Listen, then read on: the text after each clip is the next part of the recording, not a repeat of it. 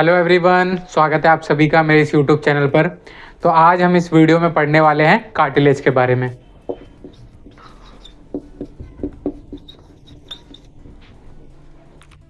So cartilage is a specialised connective tissue that is firm but flexible. Firm का मतलब है tough होते हैं, स्ट्रॉन्ग होते हैं, लेकिन उसके बावजूद भी ये फ्लेक्सिबल होते हैं। So cartilage provide shape, smooth surfaces for joint movements and support. और जो बोन्स होती हैं, बोन्स की तरह कार्टिलेज में वेसल्स नहीं होती और ना ही नर्व्स होती हैं, जबकि बोन्स में ब्लड वेसल्स और नर्व्स दोनों होती हैं। और इसी वजह से ये बहुत ही धीरे रीजनरेट या रिकवर कह सकते हो, किसी भी चोट से रिकवर होने की जो इनकी कैपेसिटी है बहुत धीरे होती है, बहुत स्लो हील होते हैं। सो वीडियो में आगे पहले हम उसके टाइप्स के बारे में पढ़ेंगे, फिर उसका माइक्रोस्कोपिक व्यू देखेंगे और कहाँ कहाँ प्रेजेंट होती है ये भी देखेंगे, और लास्ट में हम देखेंगे कि अगर इनमें किसी तरह की इंजरी हो जाती है मेजर, तो फिर क्या सर्जिकल प्रोसीजर्स हैं जो डॉक्टर परफॉर्म करते हैं। सो इसके टाइप्स देखते हैं पहले। तो सबसे पहला है hyaline cartilage, second is elastic cartilage, third is fibro cartilage. So hyaline cartilage सबसे मोस्ट कॉमनली बॉडी में पाए जाते हैं। इसका अपीयरेंस स्मूथ होता है और ग्लासी होता है, और इसमें टाइप 2 कोलेजन फाइबर्स होते हैं सबसे ज़्यादा। सो ये फ्लेक्सिबल होते हैं बट फर्म होते हैं। इसके मेनली दो फंक्शन होते हैं। ये स्मूथ सरफेस प्रोवाइड करता है जॉइंट की मूवमेंट के लिए, एंड दूसरा ये स्ट्रक्चरल सपोर्ट देता है।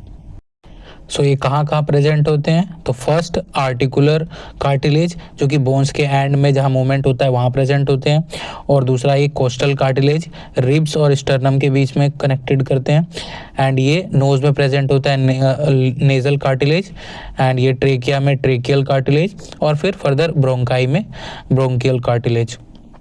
ट्रेकिया में एंड ब्रोंकाइज में ये रिंग की तरह प्रेजेंट होते हैं। अब हम बात करते हैं इलास्टिक कार्टिलेज की। इसके फीचर्स हैं इलास्टिक फाइबर्स को कंटेन करते हैं और विद कोलेजन फाइबर्स, एंड ये बहुत ही फ्लेक्सिबल होते हैं, लाइटली येलोइश कलर के होते हैं। ये शेप को वापस से रीगेन करने में हेल्प करते हैं जब वो बेंड होता है किसी भी वजह से। इसके फंक्शन वही है, maintaining shape and flexibility provide करना। सो हमारा जो ईयर हैगा, जिसे हम ऑरिक्यूलर कार्टिलेज कहते हैं, तो ये इलास्टिक कार्टिलेज का एक पार्ट है, ठीक है। उसके बाद ये जो कनेक्ट करता है अंदर की तरफ, जो ऑडिटरी कैनाल या ट्यूब हम कहेंगे, वहाँ पर भी इलास्टिक कार्टिलेज ही प्रेजेंट होता है। लैरिंग्स में ये एपिग्लोटिस को फॉर्म करता है। लैरिंग्स के ऊपर एक अलग से वीडियो में बनाऊंगा, क्योंकि इसमें इन टोटल 9 कार्टिलेज हैं। जो आप इस पे 6 नाम देख रहे हैं, 6 में से 3 जो हैं वो पेयर्स में होते हैं। अब हम बात करेंगे फाइब्रो कार्टिलेज की। तो फाइब्रो कार्टिलेज में टाइप 1 कोलेजन फाइबर्स ज़्यादा होते हैं इन कंपैरिजन टू टाइप 2, और ये स्ट्रॉन्गेस्ट और टफेस्ट होते हैं because of type 1 collagen fibres. Type 1 collagen fibres जो हैं वो फाइब्रोब्लास्ट जो अलग तरीके के सेल्स हैं वो बनाते हैं, और इसमें कोई भी पेरिकॉन्ड्रियम नहीं होता है। पेरिकॉन्ड्रियम की जो लेयर प्रेजेंट होती है औरों में, वो इसमें नहीं होती है। इसका मेन फंक्शन जो है वो है शॉक को एब्जॉर्ब करना। बॉडी आप जब चल रहे हैं, मूवमेंट कर रहे हैं, कोई भी स्पोर्ट्स एक्टिविटी कर रहे हैं, तो उस दौरान जो शॉक आता है बॉडी में, उसे एब्जॉर्ब करना और रेजिस्टेंस प्रोवाइड करना कंप्रेशन के अपोजिट में। तो ये प्रेजेंट होते हैं हमारी वर्टेब्रे जो होती हैं उनके बीच में। ये इंटरवर्टेब्रल डिस्क जो आपने सुना है, ये वही है। तो दूसरा आप देख रहे हैं, जब दो हिप बोन जुड़ती हैं इंटीरियर साइड में, जब प्यूबिक वाला पार्ट जब जुड़ता है, तो वहाँ पर प्यूबिक सिम्फाइसिस को फॉर्म करती है ये कार्टिलेज। सो यहाँ पर आप देख सकते हैं ये मेनिस्कस जो होते हैं फाइब्रो कार्टिलेज के, मतलब ये थोड़े से थिक होते हैं, ये पैड्स की तरह होते हैं, ताकि घुटनों में कोई भी शॉक आए तो उन्हें एब्जॉर्ब कर सके। तो ये इमेज आपको एनिमेटेड व्यू दिखा रही है तीनों ही तरह के कार्टिलेज का। तो आप देख सकते हैं पहले वाला थोड़ा सा स्मूदी ग्लोसी लुक दे रहा है, सेकंड वाले में इलास्टिक जो फाइबर्स है वो दिख रहे हैं, थर्ड वाले में टाइप 1 कोलेजन फाइबर्स जो कि बहुत ही ज़्यादा स्ट्रेंथ प्रोवाइड करते हैं वो दिख रहे हैं। सो अब बात करते हैं कार्टिलेज बनती कैसे हैं। तो इस प्रोसेस को कॉन्ड्रोजेनेसिस कहते हैं। कार्टिलेज के टिश्यूज जो होते हैं वो मेसेनकाइमल सेल्स जो कि स्टेम सेल्स हैं उनसे बनते हैं, और ये एम्ब्रियोनिक फेज में ही इनका डेवलपमेंट स्टार्ट हो जाता है। फिर फिर चाइल्डहुड में एंड एडोलसेंस में, और फिर प्यूबर्टी की एज में भी, एडल्ट में भी, जब तक कि जो आपकी इपिफिशियल जिसे हम बोलते हैं ग्रोथ प्लेट, जब तक कि सील अप नहीं हो जाती, ओवर नहीं हो जाती, तब तक ये वहाँ पर ग्रो होती रहती हैं धीरे धीरे।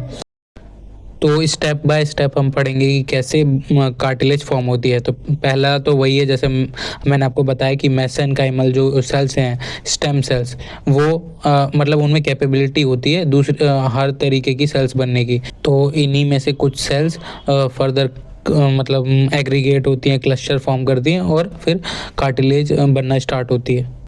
सो फर्दर इनमें डिफ्रेंशिएशन होती है, यानी कि ग्रोथ होकर ये कन्वर्ट हो जाती हैं कॉन्ड्रोब्लास्ट्स में, एंड देन ये इन्हें ही हम इमेच्योर कार्टिलेज फॉर्मिंग सेल्स बोलते हैं, जो कि हमारे मैट्रिक्स को प्रोड्यूस करती हैं।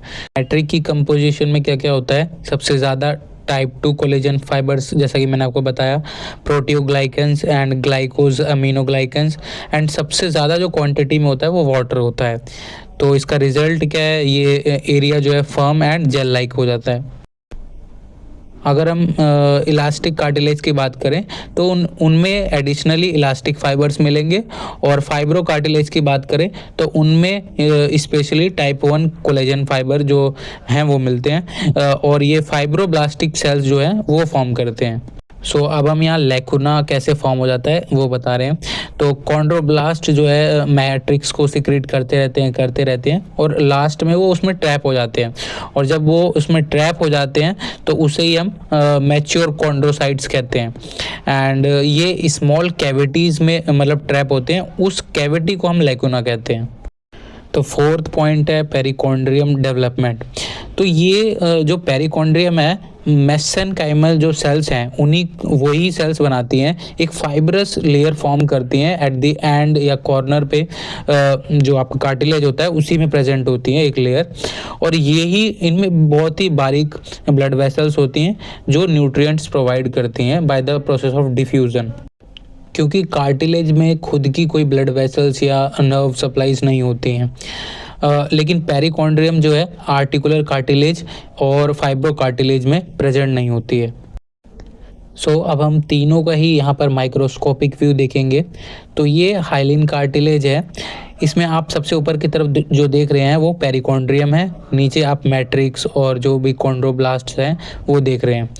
इसमें एक एक्सेप्शन है, मैंने आपको बताया था कि आर्टिकुलर कार्टिलेज में पेरिकॉन्ड्रियम की लेयर नहीं होती है।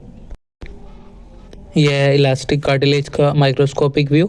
ऊपर की साइड इसमें भी पेरिकॉन्ड्रियम की लेयर है, नीचे की तरफ आप देख रहे हैं इलास्टिक फाइबर्स, एंड जो कॉन्ड्रोब्लास्ट है वो ट्रैप्ड हैं, लैक्यूना देख रहे हैं आप। सो यह है फाइब्रो कार्टिलेज का माइक्रोस्कोपिक व्यू, जिसमें आप मैट्रिक्स में कोलेजन जो टाइप 1 कोलेजन फाइबर्स हैं वो देख सकते हैं। सो कार्टिलेज बनना स्टार्ट होते हैं एम्ब्रियोनिक फेज में, मैंने आपको बताया था। ये उसके बाद आफ्टर बर्थ कैसे दो तरीकों से ग्रो करते हैं वो मैं आपको बता रहा हूँ, अपोजिशनल ग्रोथ एंड एक है इंटरस्टिशियल ग्रोथ। सो हम यहाँ पर अपोजिशनल ग्रोथ को देख रहे हैं, तो ये चाइल्डहुड एंड एडोलसेंस के फेज में होता है। सो इसका प्रोसेस क्या है, जो पेरिकॉन्ड्रियम की जो लेयर है उसी में से कॉन्ड्रोब्लास्ट बनते रहते हैं और फर्दर एक नई लेयर ऐड करते रहते हैं कार्टिलेज की, जिससे कि कार्टिलेज ग्रो होता रहता है। लेकिन जैसा कि मैंने आपको बताया, किसी भी तरह का कार्टिलेज वो जब एक एज आती है 20 या 25 के अराउंड में ही उसकी ग्रोथ कंप्लीटली ख़त्म हो जाती है। फिर वो सिर्फ मेंटेन होता है, और मेंटेन भी 40, 45, 50 तक में हो जाता है। उसके बाद जो इनकी कैपेसिटी होती है रीजनरेट होने की या हीलिंग की, वो बिल्कुल ही ख़त्म हो जाती है। दूसरा जो तरीका है इंटरस्टिशियल ग्रोथ का, इसे हम ग्रोथ फ्रॉम विद इन भी कह सकते हैं, क्योंकि अंदर ही अंदर माइटोसिस के थ्रू डिवाइड होते रहते हैं, और जो नए सेल्स बनते हैं वो ही न्यू मैट्रिक्स को सिक्रीट करते हैं और फिर उसे फर्दर मेंटेन करते हैं। तो ये जो बच्चों की ग्रोथ प्लेट होती है, जो मैंने अभी बताया एपिफिशियल जो लाइनिंग होती है, या उसे हम ग्रोथ प्लेट बोलते हैं, तो वहाँ पर जो धीरे धीरे ग्रोथ होती रहती है एडोलसेंस की एज में, वो इसी तरह की ग्रोथ होती है जिसे हम इंटरस्टिशियल ग्रोथ कहते हैं। सो वाई कार्टिलेज हील्स स्लोली, क्योंकि उनमें कोई भी ब्लड वेसल्स नहीं होती हैं, जो न्यूट्रिएंट्स हैं वो by the process of diffusion धीरे धीरे जाता है उन तक, और बहुत ही लिमिटेड सेल डिवीज़न होती है। और एक एडल्ट की एक जब फेज़ ख़त्म हो जाता है तो ये बंदी हो जाती है, और इनमें कोई भी नर्व्स की सप्लाई भी नहीं होती। अब हम बात करते हैं कार्टिलेज डैमेज कैसे हो जाते हैं, जो इंजरीज होती हैं। इंजरीज लाइक जो डायरेक्ट ट्रॉमा की अगर हम बात करें, एक्सीडेंट हो गया या कहीं से आप गिर गए या कोई स्पोर्ट्स इंजरी हुई है। दूसरा जो एज के साथ वियर एंड टियर होता है, क्योंकि जो घुटनों में जो कार्टिलेज प्रेजेंट होता है वो अपनी एबिलिटी लूज कर देता है शॉक एब्जॉर्ब करने की, और धीरे धीरे जो मिनिस्कस हैं या हाइलिन कार्टिलेज जो प्रेजेंट होता है एंड ऑफ द सरफेस, वो भी डीजेनरेट होने लगता है। नेक्स्ट हम बात करें तो ऑस्टियोआर्थराइटिस, ओबेसिटी, रेपिटेटिव स्ट्रेन, बहुत ज़्यादा इंटेंस एक्सरसाइज करने की वजह से, और कई तरह की इन्फ्लेमेटरी डिजीज़ होती हैं लाइक रोमेटॉइड अर्थराइटिस और गाउट फॉर्मेशन, जिसमें यूरिक एसिड के क्रिस्टल्स फॉर्म होने लगते हैं जॉइंट्स पे। जब ये कार्टिलेज डैमेज हो जाते हैं तो इनके रिपेयर के कई सारे प्रोसीजर्स हैंगे। लाइक फेस पे अगर कोई दिक्कत आती है तो प्लास्टिक सर्जन्स जनरली करते हैं, लाइक आप राइनोप्लास्टी अगर आपने सुना हो तो, नोज़ को मतलब रिकंस्ट्रक्ट करना। इंटरवर्टेब्रल डिस्क की बात करें या हमारे जॉइंट्स जो घुटने के जॉइंट हैं उनकी बात करें तो जनरली ऑर्थोपेडिक सर्जन्स जो होते हैं वो परफॉर्म करते हैं डिफरेंट सर्जिकल प्रोसीजर्स। यहाँ पर कुछ सर्जरी के प्रोसीजर्स की हम बात कर लेते हैं। लाइक अगर आर्टिकुलर कार्टिलेज में कोई डैमेज हो जाता है तो वहाँ पर माइक्रो फ्रैक्चर किए जाते हैं, ताकि जो बोन में ब्लड वेसल्स हैं वहाँ से ब्लड आ सके और एक प्लग बना सके। लाइक फाइब्रो कार्टिलेज का वो प्लग बन जाता है, वो उतना स्मूथली वर्क नहीं करता। यहाँ पर एक चीज़ आप जान लीजिए, नी से रिलेटेड कोई भी सर्जरी हो, चाहे वो आर्टिकुलर कार्टिलेज की बात करें, चाहे ACL जो लिगामेंट सर्जरी होती है उसकी बात करें, आप पहले की तरह स्पोर्ट्स एक्टिविटी नहीं परफॉर्म कर पाएंगे। तो ये मोज़ेक प्लास्टी सर्जिकल प्रोसीजर है। इसमें बॉडी के ही एक हिस्से से कार्टिलेज लेकर दूसरी जगह लगा देते हैं जहाँ पर इंजर्ड स्पॉट होता है। नाउअडेज ऐसी कंडीशंस में जनरली 2 तरह के सर्जिकल प्रोसीजर्स होते हैं। फर्स्ट, तो इसमें डोनर से कार्टिलेज लेते हैं, और जो डोनर होते हैं वो मोस्टली एडोलसेंस की एज के होते हैं, जुवेनाइल फेज वाले। तो उनका जो कार्टिलेज की ग्रोथ है वो अच्छी होती है, तो उनसे कार्टिलेज लेकर जिस पर्सन को इंजरी हुई है, इंजरी स्पॉट पर उस मतलब सर्जरी करके वहाँ पर प्लेस कर देते हैं वो नया कार्टिलेज। दूसरी जो सर्जरी है ये ACI यानी कि ऑटोलोगस कॉन्डोसाइट इम्प्लांटेशन। इसमें क्या होता है, जिस पर्सन को इंजरी हुई है उसी के बॉडी के हिस्से से कार्टिलेज ली जाती है, उसे फर्दर लैब में ग्रो करा जाता है, और उसकी ग्रोथ के बाद जो सेकंड प्रोसीजर होता है सर्जरी का, उसमें जहाँ पर भी इंजर्ड स्पॉट है वहाँ पर उस कार्टिलेज को प्लेस कर दिया जाता है। आई होप आप सभी को वीडियो पसंद आई होगी। जो भी मैंने कार्टिलेज के बारे में बताया वो आपको समझ आया होगा। तो मिलते हैं नेक्स्ट वीडियो में नेक्स्ट टॉपिक के साथ। तब तक के लिए टेक केयर। जय हिंद।